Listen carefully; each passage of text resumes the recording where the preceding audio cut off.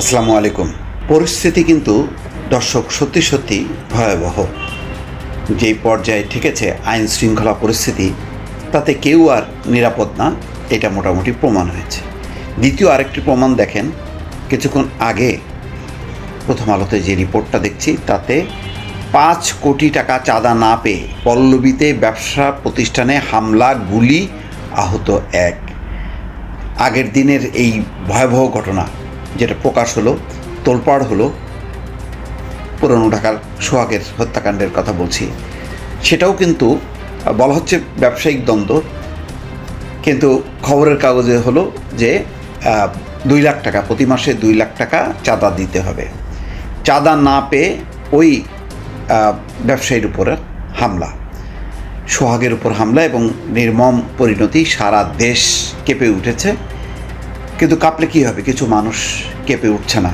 তারা এটাকে মনে করছে যে এখনই সুযোগ, ওই ধারাবাহিকতা রক্ষা করে হামলা করতে হবে, দখল করতে হবে, চাঁদা আদায় করতে হবে। এবং সেই ঘটনা ঘটেছে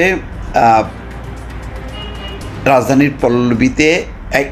একই কারণে একটি ব্যবসা প্রতিষ্ঠানে সন্ত্রাসী হামলার ঘটনা ঘটেছে শুক্রবার বিকেল 5টার দিকে পল্লবীর আলন্দির টেক এলাকায় একে বিল্ডার্স নামের আবাসন নির্মাণ প্রতিষ্ঠানে এই হামলা হয়। 5 কোটি টাকা চাঁদা দাবি করে না পেয়ে একদল লোক অস্ত্রশস্ত্র নিয়ে হামলা চালায় বলে ওই প্রতিষ্ঠানের কর্মকর্তারা জানিয়েছেন। হামলাকারীরা এই সময় 4টি গুলি করেছে বলে পুলিশ জানায়। দুর্বৃত্তদের গুলিতে শরীফুল ইসলাম নামে প্রতিষ্ঠানের একজন কর্মকর্তা আহত হয়েছেন, তাকে কুর্মিটোলা জেনারেল হাসপাতালে ভর্তি করা হয়েছে। একে বিল্ডার্স প্রতিষ্ঠানটির চেয়ারম্যান মোহাম্মদ কাইয়ুম আলী, তার ছেলে আমিনুল এহসান শনিবার জানান, প্রথম আলোকে 3 সপ্তাহ আগে জামিল নামের এক ব্যক্তি তার বাবার কাছে 5 কোটি টাকা চাঁদা দাবি করেন। টাকা না দেওয়ায় 2 দফায় তাদের প্রতিষ্ঠানে হামলা করে সিসি ক্যামেরা সহ অনেক কিছু নিয়ে যায় সন্ত্রাসীরা।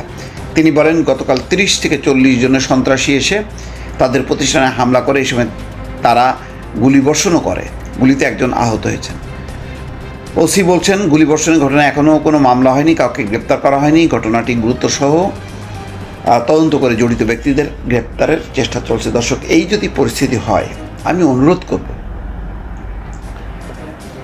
প্রপার, একেবারে সঠিকভাবে, যাতে রাজনৈতিক উদ্দেশ্য প্রণোদিত যাতে না হয়, কিছুদিন আবার ক্রসফায়ার বা অপারেশন ক্লিন হার্ট অভিযান শুরু হোক।